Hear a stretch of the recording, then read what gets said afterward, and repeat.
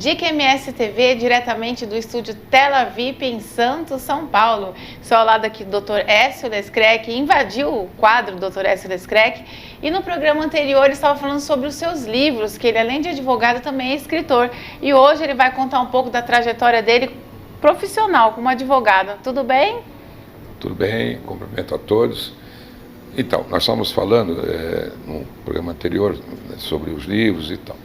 Quando eu comecei a trabalhar, comecei muito cedo. Minha mãe era uma modesta costureira de saco, armazém de café. Eu conheci meu pai com 27 anos de idade, não conhecia meu pai. Tudo era uma luta, um sacrifício. Ela tinha até que fazer serões para poder custear meus estudos da minha irmã Elga, também já falecida. E eu comecei a trabalhar cedo. Trabalhei numa drogaria Chaves, com 12 para 13 anos. Depois fui trabalhar no Horácio Pina do Nascimento, despachante aduaneiro. Trabalhei 4 anos. Depois fiz concurso, trabalhei 2 anos e meio no Citibank, aqui em Santos, né? E depois na União Carbide, em Cubatão. E de lá, então, eu me formei em Direito e segui a profissão. Estou nela já há 50 e poucos anos. Eu optei pelo Direito pelo seguinte: quando eu trabalhava no Horácio Pina do Nascimento, tinha um rapaz chamado Domingo de Torres, que ele era o caixa da firma.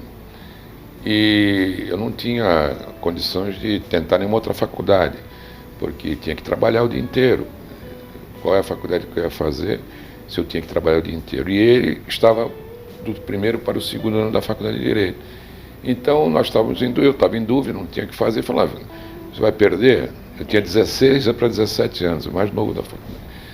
Aí ele me levou até a porta da faculdade. Eu fiquei até com medo de entrar, assim, achar uma coisa tão importante, né? Eu era um menino, né? Morava numa vilinha, né? Não imaginava. E eu fiz a matrícula, fiz o vestibular naquela época e entrei em 6º lugar, com 17 anos. Eu nasci em 48 e entrei lá em 66, mas no começo do ano, e não tinha completado 18 anos ainda. Completei em julho, dia 3 de julho. Então, comecei a fazer Direito. Depois na União Carbide, então, trabalho em regime de turno. Às vezes eu ia de manhã na faculdade e às vezes à noite, para poder não perder as aulas. Perdia de noite quando estava no regime de turno na União Carbide, uma empresa que tinha aqui em Cubatão, ainda tem.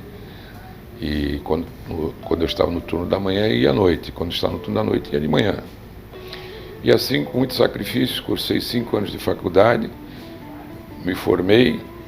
E aí, quando eu me formei, dentro do ônibus que eu ia para Cubatão, né, eu ficava pensando, se eu bater meu ponto e entrar na fábrica novamente, dificilmente eu vou conseguir sair. Aí eu tomei coragem, em vez de entrar na fábrica, eu entrei no departamento pessoal da fábrica e pedi demissão. Quer dizer, voltei para casa, sem emprego, tinha pedido demissão. Não sabia o que ia dizer em casa para minha mãe. Desci na Praça Mauá, uma praça tradicional, ponto zero aqui de Santos, né? E aí estou na rua, de repente o que aconteceu? Eu vejo um rapaz que eu conheci na faculdade, chamado João de Deus Oliveira Prieto. E na rua eu falei, João, o que está fazendo? Ele falou, não, eu trabalho aqui no escritório de um advogado chamado Iéside Rodrigues da Cunha, né? Eu vou para lá. E você? Eu falei, eu estou sem nada, saí de emprego. Vamos até lá. Aí nós fomos lá, mas o advogado estava com dificuldade, até o telefone estava cortado e tal. E eu estava com um dinheirinho, tinha recebido a saída da União Carbide, algum dinheirinho, fui lá, paguei o telefone e comecei ali. Logo depois, um amigo meu, Iné Alves de Camargo Filho, era meu colega, o pai dele tinha uma auditora muito importante aqui em Santos, e a mãe dele, Dona Rosinha, era advogada. E ela trabalhava apenas meio período, porque na parte da tarde ela se dedicava a uma entidade espírita que ajudava muitas pessoas, crianças com dificuldade, com problemas mensageiros da luz. Então ela precisava de alguém e eu acabei ficando com ela um tempo. E aí fui me desenvolvendo, fiz cursos na Pontifícia Universidade Católica junto com ela, a doutora Rosinha, e depois montei um escritório à parte. O pai desse Nel era um dos proprietários do Colégio Brasília, em São Vicente, e ele me arrumou para dar aula lá. E eu então dava aula de legislação aplicada, direito usual, elementos de economia à noite. E aí é que eu fui então compatibilizando uma parte do pouco ganho que eu tinha no começo da profissão, quase nenhum, né?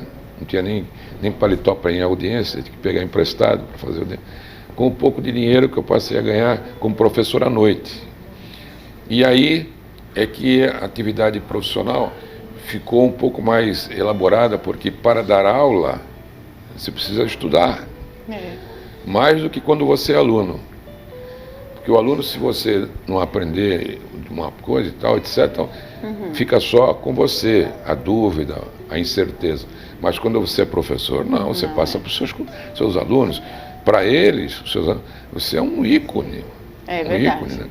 Então, durante o magistério, eu fui durante 17 anos professor de Direito, junto com a profissão de advogado. E depois, quando o Justo se elegeu prefeito, eu fui para a Secretaria de Assuntos Jurídicos. E lá, então, eu não podia mais dar aula, porque tinha os compromissos todos da parte política, a parte profissional. E fiquei 4 anos, depois não voltei mais a lecionar. E aí a carreira jurídica tomou um corpo maior, já tinha primeiro na área trabalhista, depois na área de funcionalismo público. Essa área de funcionalismo veio depois, então, quando veio depois porque a Constituição anterior não permitia que servidores públicos se reunissem em sindicato. Mas a nossa Constituição atual, de 88, chamada Constituição Cidadã, permitiu que fossem fundados, criados sindicatos. E como eu tinha, na hora que saí da prefeitura, em 88, uma vivência grande com o funcionalismo público de Santos, quando eu voltei para o meu escritório, o Sindicato dos Servidores Públicos Estatutários, né, através do seu presidente, o Fábio Pimentel, me convidou para advogar para o sindicato. Certo. E eu então comecei a advogar para o sindicato, né, e fiquei durante mais de 20 anos advogando para o sindicato. Né, defendendo a causa dos servidores públicos. Dos servidores públicos, que ainda estava engatinhando, né, o movimento sindical de servidores não tinha prática sindical. E eu então, pela vivência que tinha como ex-secretário de Assuntos Jurídicos, né, então vislumbrei a possibilidade de eles terem vários direitos que não estavam sendo postulados. Eles tinham receio, porque eles não tinham sindicato antes, tinham receio de se entrasse com uma ação na justiça, o prefeito ia mandar eles embora, ia perseguir, ia perder chefia, ia perder departamento e tal, ia ser perseguido, né, e tal. Mas com a criação do sindicato, não, o sindicato passou a ser então o representante da classe. Isso. E aí abriu-se a possibilidade de a gente conseguir, né, e hoje o nosso escritório é um dos mais especializados nessa área. Lá trabalha o Essinho, meu filho, a doutora Érica, a Silvinha, vários profissionais dessa área se esmeraram nisso. E o senhor que se aposentou, mas continua atuando. Não, hoje, como dizia a Margaret Thatcher, né, quando ela deixou o cargo de primeira-ministra lá no Reino Unido, ela dizia que passou a ser a motorista do banco de trás. Ou seja, ela continua mandando, mas está sentada atrás. Eu não, eu sou motorista de trás mesmo, não sou motorista, sou passageiro do banco de trás. Tá certo, doutor Écio. Então, no próximo programa, você não pode perder, o doutor Écio Lescrec vai continuar falando da sua atuação aqui na cidade de Santos, São Paulo. Então, você continue com o Dica MS TV.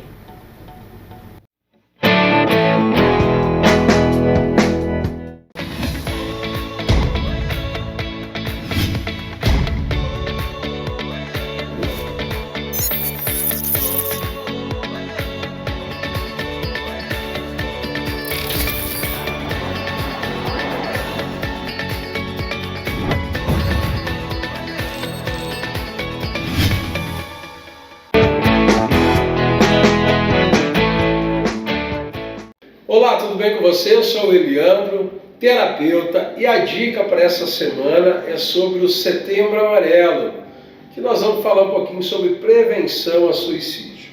Duas coisas importantes que você precisa fazer é observar quem está próximo de você, se está passando por alguma situação diferente do cotidiano. Primeira coisa é perguntar para essa pessoa se está tudo bem. Mas para fazer essa pergunta, você tem que estar preparado em ajudar. Não adianta você perguntar para as pessoas se elas estão bem, se você não tiver como ajudar. Então, a primeira dica é essa, antes de perguntar, é se preparar e estar disposto a ajudar essa pessoa. E a segunda dica que eu tenho para você é que você ajude essa pessoa através de um profissional, que não deixa a queixa dessa pessoa simplesmente jogada no canto. Você receba ela e vá em busca de algum profissional de ajuda para que essa pessoa seja ajudada de fato. Então tá aí, esse mês de setembro, prevenção ao suicídio.